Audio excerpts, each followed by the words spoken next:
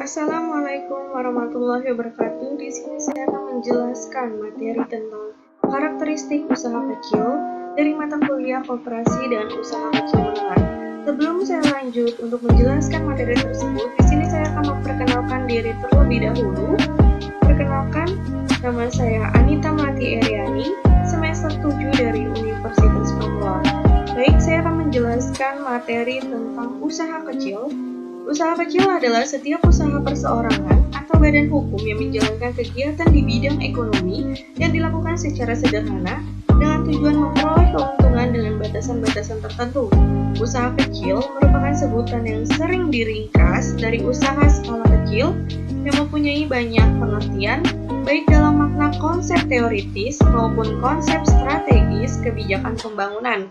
Selanjutnya ada usaha kecil sebagai konsep mengacu kepada dua aspek. Yang pertama ada aspek perusahaan yang melakukan aktivitas produktif mengkombinasikan faktor-faktor produksi untuk menghasilkan barang dan jasa, memasarkan dan meraih keuntungan. Yang kedua ada aspek pengusaha, yaitu orang di balik usaha atau perusahaan yang biasanya adalah pemilik, pengelola sekaligus administrator dari perusahaannya.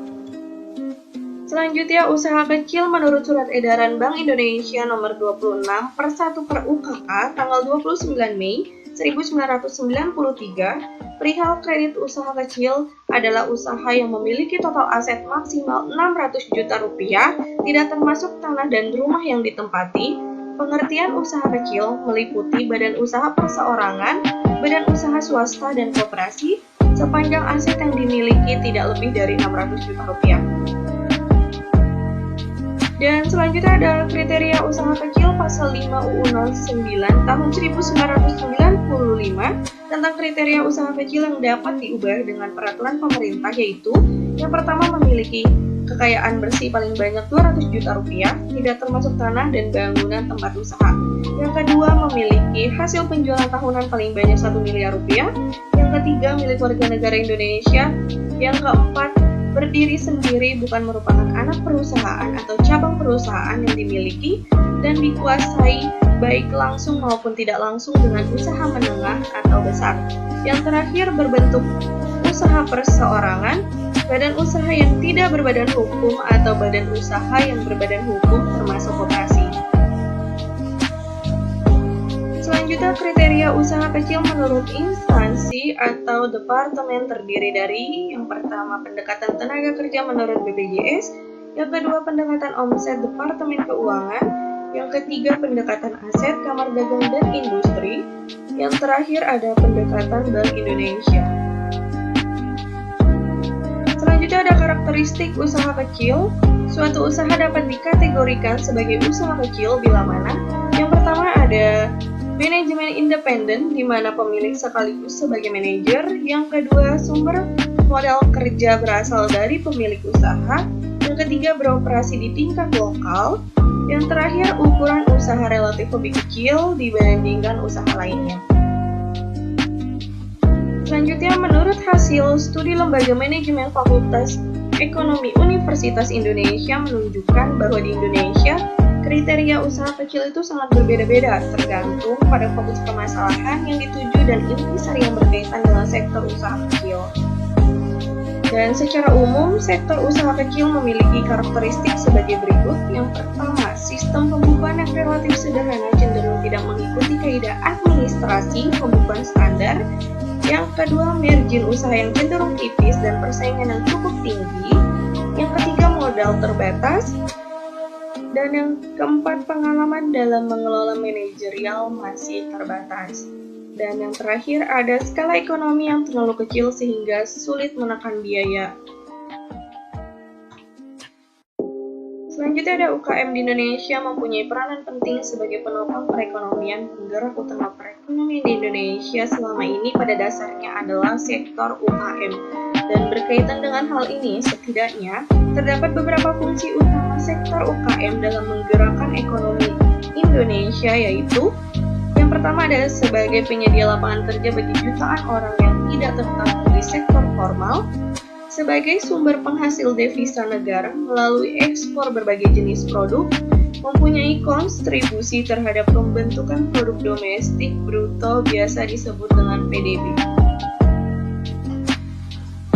Dan kinerja UKM di Indonesia dapat ditinjau dari beberapa aset, yaitu yang pertama ada nilai tambah, kontribusi usaha kecil menengah dalam produk domestik bruto nasional meningkat tajam selama dekade terakhir, yaitu 53,3% dan mengalami pertumbuhan besar 5,4%. Secara rinci, kontribusi usaha kecil sebesar 37,7%, usaha menengah 15,6%, dan usaha besar 46,7%. Yang kedua ada unit usaha dan tenaga kerja, yaitu catatan pada tahun 2006, jumlah populasi UKM mencapai 48,9 juta unit usaha atau 99,98% terhadap total unit usaha di Indonesia, dan sementara jumlah tenaga kerjanya mencapai 85,4 juta. Dan terakhir ada ekspor UKM. Hasil produksi UKM yang diekspor ke luar negeri mengalami peningkatan dari 110,3 triliun pada tahun 2005 menjadi 122,2 triliun pada tahun 2006. Namun demikian, peranannya terhadap total ekspor non-migas nasional sedikit menurun dari 20,3% pada tahun 2005 menjadi 20,1% pada tahun 2006.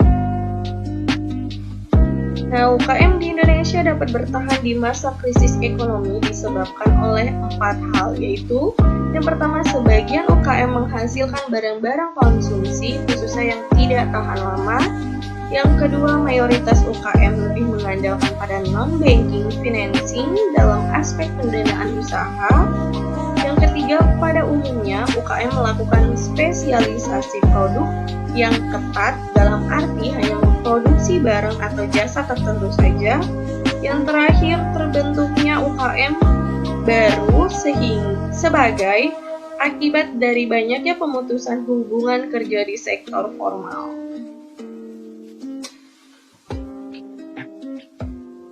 Di sini ada kelebihan UKM. Dilihat dari karakteristik yang ada pada usaha kecil menengah di Indonesia, ada kelebihan dan kekurangannya dalam menjalankan usahanya.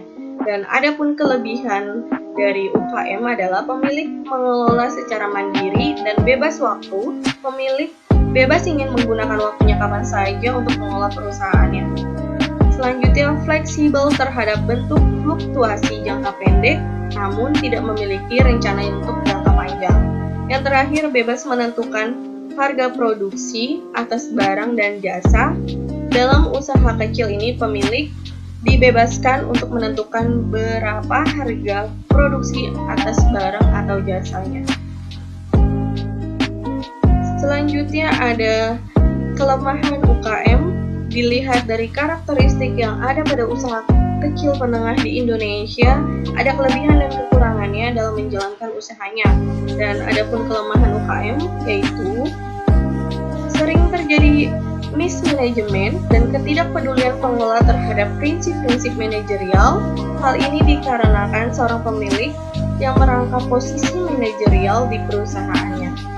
Selanjutnya, tidak mengetahui secara tepat berapa kebutuhan modal kerja karena tidak adanya perencanaan kas. Yang terakhir, keterbatasan finansial, sumber modal yang terbatas pada kemampuan pemilik perusahaan. Sulit bagi perusahaan kecil untuk meminjam dana yang banyak di bank maupun perseorangan. Yang terakhir, di tahap kesimpulan dari UKM adalah usaha kecil rumahan di Indonesia mempunyai potensi yang besar untuk dikembangkan karena pasar yang luas, bahan baku yang mudah didapat, serta sumber daya manusia yang besar merupakan variabel pendukung perkembangan dari usaha kecil tersebut. Akan tetapi, perlu dicermati beberapa hal seiring perkembangan usaha kecil rumahan, seperti perkembangan usaha harus diikuti dengan pengelolaan manajemen yang baik, mengelola sistem produksi yang efektif dan efisien, yang terakhir melakukan terobosan dan inovasi yang menjadikan pembeda dari pesaing, merupakan langkah menuju keberhasilan dalam mengelola usaha tersebut. Oke, cukup sekian materi yang saya sampaikan dan semoga bisa bermanfaat untuk kalian semua. Mohon maaf bila ada kekurangan. Wassalamualaikum warahmatullahi wabarakatuh.